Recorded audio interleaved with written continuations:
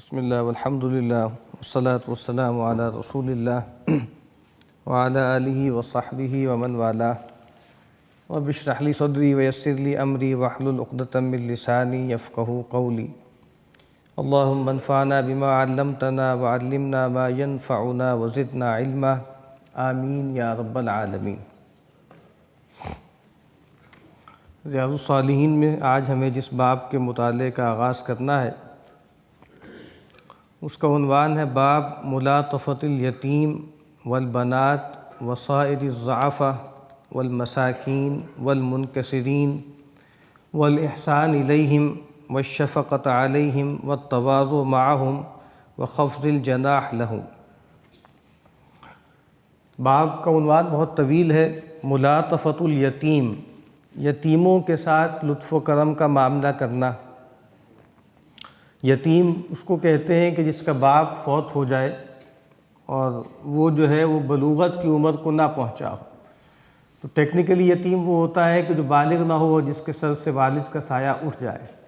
ورنہ ظاہری بات ہے کہ بہت سے ایسے لوگ ہیں، بلکہ لوگوں کی بڑی تعداد ایسی ہوتی ہے کہ جن کی زندگی میں ان کے والد کا انتقال ہو جاتا ہے لیکن ان کو یتیم نہیں کہا جاتا۔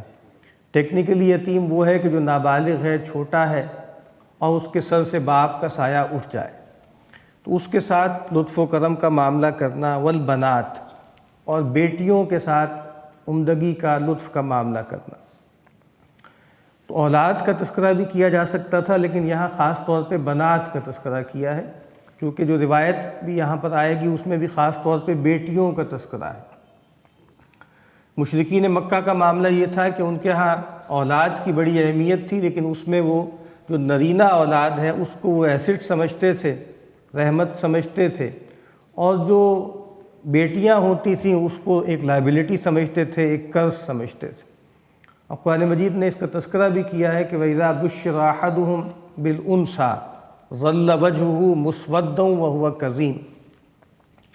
جب ان کو بشارت دی جاتی ہے بیٹی کی تو ان کا چہرہ سیاہ پڑ جاتا ہے اور یہ غصے سے یا غم سے اپنے آپ کو گھونٹتے رہتے ہیں۔ یتوارا من القوم من سوء ما بشر بہ، اور جو ان کو بری خبر دی گئی ہے اس کی بنا پر لوگوں سے چھپتے پھرتے ہیں اور یہ سوچتے رہتے ہیں ایمسکہ علی ہون ام یدسہ فی التراب، کہ اس بچی کو رکھیں اپنے پاس ذلت کے ساتھ یا اس کو مٹی میں گاڑ دیں، مٹی میں دبا دیں۔ تو یہاں خاص طور پہ تذکرہ ہے کہ بیٹیوں کے ساتھ اچھا سلوک کرنا، لطف و کرم کرنا۔ وسائر الضعفاء، اور تمام کمزور لوگ، کسی بھی وجہ سے کمزور ہوں، چاہے مالی اعتبار سے کمزور ہوں، چاہے فزیکلی کمزور ہوں، چاہے دنیاوی وجاہت کے لحاظ سے کمتر ہوں۔ والمساکین، اور مساکین کے ساتھ لطف و کرم کرنا۔ مساکین کون لوگ ہیں؟ آگے روایت میں اس کو ان کی ڈیفینیشن بھی بیان ہو جائے گی۔ یہ وہ لوگ ہیں کہ جن کی بنیادی ضرورتیں پوری نہیں ہو پاتی اور یہ مانگتے بھی نہیں ہیں لوگوں سے لگ لپٹ کے، تو ان کے ساتھ لطف و کرم کرنا۔ والمنکسرین، اور وہ لوگ کہ جو پھٹے حالوں ہیں، جو خستہ حال ہیں، تو ان کے ساتھ ملاطفت کرنا۔ والاحسان الیہم، ان کے ساتھ حسن سلوک کا معاملہ کرنا۔ والشفقۃ علیہم، اور ان پر شفقت کا رویہ اختیار کرنا۔ والتواضع معہم وخفض الجناح لہم، اور ان کے لیے تواضع اختیار کرنا اور ان کے لیے جھک کر رہنا۔ یہ پورا باب ہے، یعنی وہ لوگ کہ جو کمزور طبقات ہیں معاشرے کے، سماج کے، ان کے ساتھ لطف و کرم، حسن سلوک اور عمدگی اور تواضع کا رویہ اختیار کرنا۔ شروع میں امام صاحب قرآن مجید کی کچھ آیات یا ان کے ٹکڑے لے کر آئے ہیں۔ قال اللہ تعالی اعوذ باللہ من الشیطان الرجیم بسم اللہ الرحمن الرحیم واخفض جناحک للمؤمنین۔ سورہ ہجر کی آیت نمبر 88 ہے۔ اے نبی صلی اللہ علیہ وسلم، آپ اپنے بازوؤں کو، اپنے شانوں کو جھکا کر رکھیں اہل ایمان کے لیے۔ جناح ویسے تو پروں کو کہتے ہیں، گویا اس میں اصل میں جو تشبیہ ہے وہ جیسے پرندہ ہوتا ہے، پرندہ اپنے بچوں کو جو ہے اپنے پروں کے نیچے چھپا لیتا ہے رحمت سے، شفقت سے، حفاظت کے لیے۔ تو یہاں نبی اکرم صلی اللہ علیہ وسلم سے فرمایا جا رہا ہے کہ جو اہل ایمان، جو لوگ آپ پر ایمان لائے ہیں، ان کے ساتھ رحمت و شفقت کا معاملہ کیجیے، ان کے ساتھ لینت کا معاملہ کیجیے۔ وقال تعالی واصبر نفسك مع الذين يدعون ربهم بالغداة والعشي يريدون وجهه۔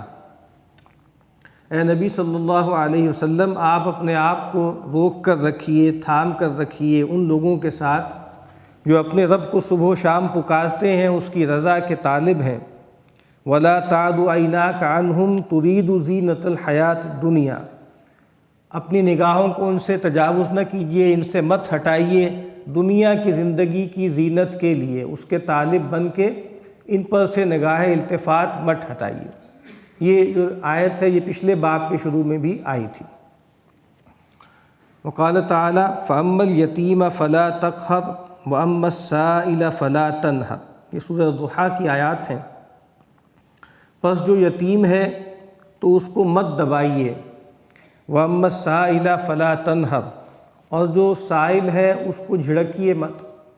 اس سے پہلے اسی صورت میں نبی اکرم صلی اللہ علیہ وسلم پر اللہ تعالیٰ اپنے احسان کا تذکرہ فرماتے ہیں کہ ہم نے آپ کو ووجدک ضالا فہدی، ہم نے آپ کو جویائے حق پایا تو ہم نے آپ کو ہدایت دی۔ ووجدک عائلا فاغنی، ہم نے آپ کو تنگ دست پایا تو ہم نے آپ کو غنی کر دیا۔ ہم نے آپ کو یتیم پایا لیکن ہم نے آپ کو ٹھکانہ فراہم کیا۔ تو یہاں پر کہا کہ آپ یتیم تھے، ہم نے آپ کو ٹھکانہ فراہم کیا، تو اب جو یتیم ہو اس کے ساتھ نرمی کا معاملہ کیجیے، اس کو دبائیے مت، اس پہ ظلم اور جبر مت کیجیے۔ اور ایک موقع تھا کہ آپ جویائے حق تھے، آپ ہدایت کے حق کے طالب تھے، ہم نے آپ کو ہدایت دی۔ اب اگر آپ کے پاس کوئی سائل آئے کوئی چیز پوچھنے کے لیے، کوئی سوال کرنے کے لیے، تو آپ اس کو مت جھڑکیے۔ اور اسی طریقے سے آپ تنگ دست تھے، عائلاً فاغنا، تو ہم نے آپ کو غنی کر دیا۔ تو اب کوئی سائل آئے یعنی سوال کرنے کے لیے آئے، آپ سے کوئی مال مانگنے آئے تو اس کو مت جھڑکیے۔ تو سائل دونوں معنوں میں ہے، سائل وہ بھی ہے جو آپ سے علم کی بات پوچھ رہا ہے، اور سائل وہ بھی ہے جو آپ سے مال طلب کر رہا ہے۔ اس کے بعد سورہ معاون کی ابتدائی آیات امام صاحب لے کر آئے ہیں۔ ارأیت الذی یکذب بالدین، کیا آپ نے دیکھا اس شخص کو، اس کی حالت پر غور کیا جو جزا و سزا کو جھٹلاتا ہے یا دین کی تکذیب کرتا ہے۔ فذلک الذی یدعو الیتیم، تو پس یہ وہی شخص ہے جو یتیم کو دھکے دیتا ہے۔ یتیم کو دھکے دینے کا مطلب کیا ہے کہ اگر کوئی یتیم اس کے زیر تربیت ہے، اس کی کفالت میں ہے، یا اس کا کوئی عزیز تھا وہ فوت ہو گیا، اس کا بیٹا ہے، تو اس کے مال پہ قبضہ کر لیتے تھے وہ لوگ اور یتیم کو دھکے دے کے نکال دیتے تھے۔ یا اگر کوئی یتیم سوال کرنے آئے تو اس کو دھتکار دیتے تھے، یا اگر کوئی یتیم ان کی کفالت میں رہتا ہے ہر وقت اس کے ساتھ ڈانٹ ڈپٹ کا معاملہ کرتے تھے۔ تو ان تمام چیزوں کے بارے میں کہا کہ یہ وہ شخص ہے کہ جو یتیموں کو دھکے دیتا ہے، یتیموں کو دھتکارتا ہے۔ ولا یحض علی طعام المسکین، اور یہ مسکین کے کھانے پر ابھارتا نہیں ہے۔ قرآن مجید میں کچھ جگہوں پہ جہاں بتایا گیا نا کہ لوگ جہنم میں پہنچیں گے تو ان سے پوچھا جائے گا کہ ما سلککم فی سقر، تم جہنم میں کیسے آئے، تم کیسے جہنم میں جا پڑے؟ تو وہ کہیں گے کہ ہم لم نکو من المصلین، ہم نماز نہیں پڑھتے تھے، نماز پڑھنے والوں میں سے نہیں تھے۔ ولم نکو نطعم المسکین، اور ہم مسکین کو کھانا نہیں کھلاتے تھے۔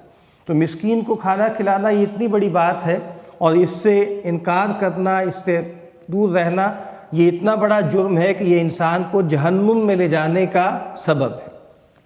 تو یہاں پر بھی فرمایا کہ بھلا وہ شخص کہ جو جزا و سزا کا انکار کرتا ہے کہ آپ نے اس کو دیکھا، یہ وہی شخص ہے جو یتیم کو دھتکارتا ہے اور مسکین کے کھانے پر ابھارتا نہیں ہے۔ اور ایک اور جگہ کہا نا کہ یہ لوگ جو ہیں ان کو کہا جائے گا کہ ان کو پکڑو اور ان کو باندھو، انہ کان لا یؤمن باللہ العظیم، یہ وہ شخص ہے جو عظمت والے اللہ پر ایمان نہیں رکھتا، ولا یحض علی طعام المسکین، اور مسکین کے کھانے پر ابھارتا نہیں۔ یعنی یہ نہیں کہا کہ مسکین کو کھانا کھلانے پہ نہیں ابھارتا، بلکہ کہا ہے کہ مسکین کے کھانے پہ۔ یعنی مطلب کیا ہے، مسکین کا کھانا ایک ذمہ داری ہے۔ جو متمول لوگ ہیں جن کے پاس دنیا میں مال ہے، ان کے ذمے ہے کہ وہ جو حق بنتا ہے مسکین کا اس کو دیں۔ قرآن مجید کہتا ہے کہ وفی اموالہم حق معلوم للسائل والمحروم، ان کے مالوں میں ایک متعین حق ہے سوال کرنے والے کے لیے اور اس کے لیے جو محروم ہے۔ تو یہاں پر بھی یہ بات فرمائی کہ یہ وہ شخص کا کردار ہے جو آخرت کا انکار کرتا ہے، یہ وہی شخص ہے جو یتیم کو دھتکارتا ہے اور مسکین کے کھانے پر ابھارتا نہیں ہے۔ وعن سعد بن ابی وقاص رضی اللہ تعالی عنہ قال، سیدنا سعد بن ابی وقاص رضی اللہ تعالی عنہ فرماتے ہیں، کننا مع النبی صلی اللہ علیہ وسلم ستۃ نفر، سیدنا سعد فرماتے ہیں کہ ہم رسول اللہ صلی اللہ علیہ وسلم کے ساتھ 6 لوگ تھے۔ فقال المشرکون للنبی صلی اللہ علیہ وسلم، تو مشرکین نے نبی اکرم صلی اللہ علیہ وسلم سے یہ کہا، یہ مطالبہ کیا، اطرد ہؤلاء، یہ جو لوگ ہیں، جو تنگ دست لوگ ہیں، یہ جو نوجوان ہیں، دنیاوی اعتبار سے کم تر سٹیٹس پہ رہنے والے لوگ ہیں، ان کو اپنے سے دور کیجئے، ان کو اپنے سے ہٹائیے۔ لا یجترئون علینا، یہ لوگ ہم پر جری نہ ہو جائیں، یہ ہمارے منہ کو نہ آنے لگے۔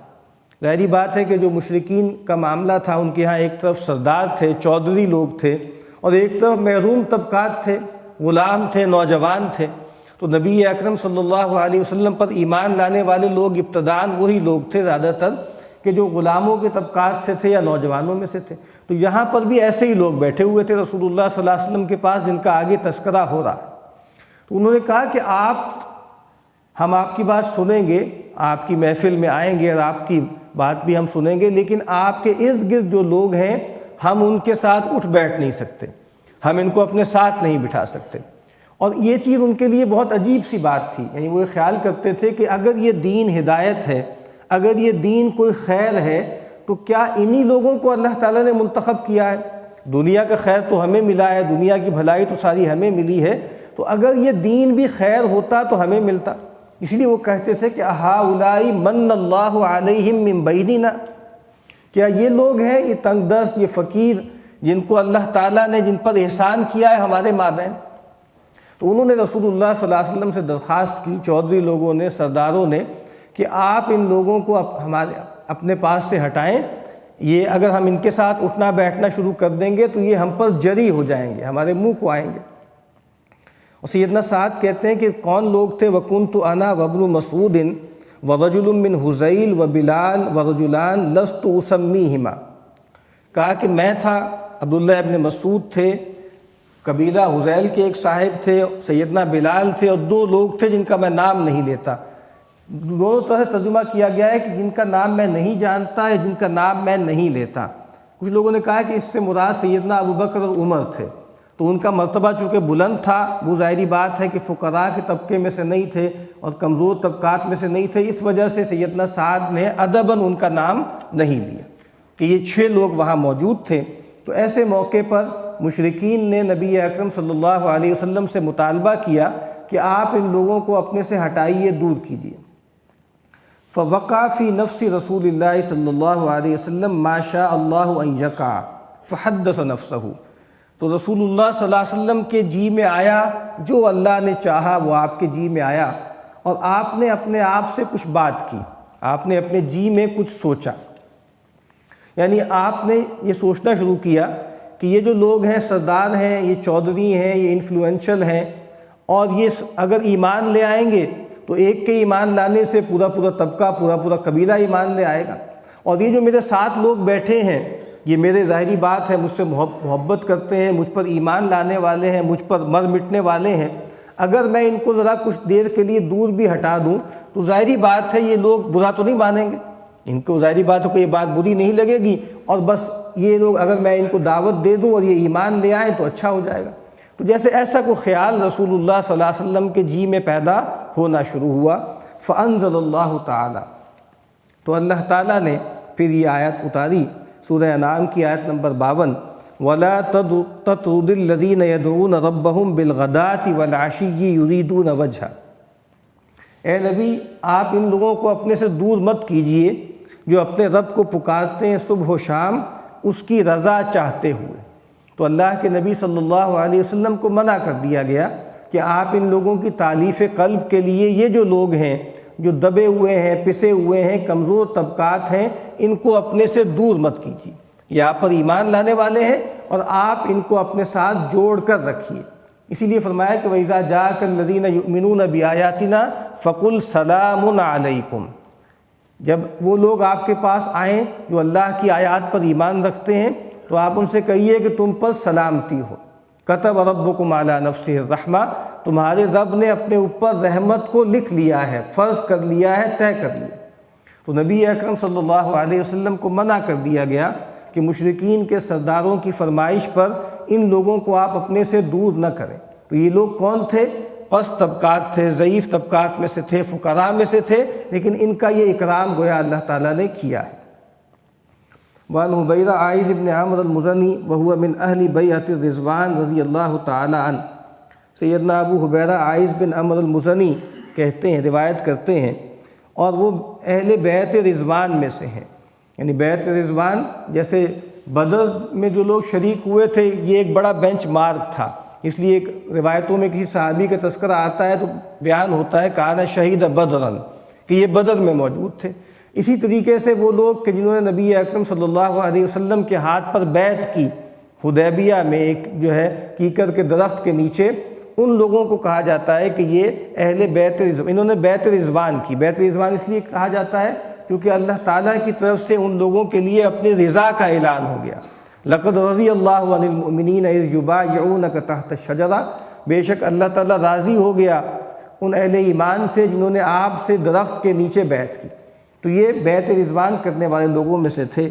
وہ کہتے ہیں ان ابا سفیان اتی علی سلمان و صہیب و بلال فی نفر فقالوا، ابو سفیان آئے یا گزرے سیدنا سلمان اور صہیب اور بلال رضی اللہ تعالی عنہم کے پاس سے، اور لوگ بھی وہاں موجود تھے، اور یہ واقعہ ہے صلح حدیبیہ جو ہے جب کی گئی، اس کے بعد اس کو توڑ دیا مشرکین نے۔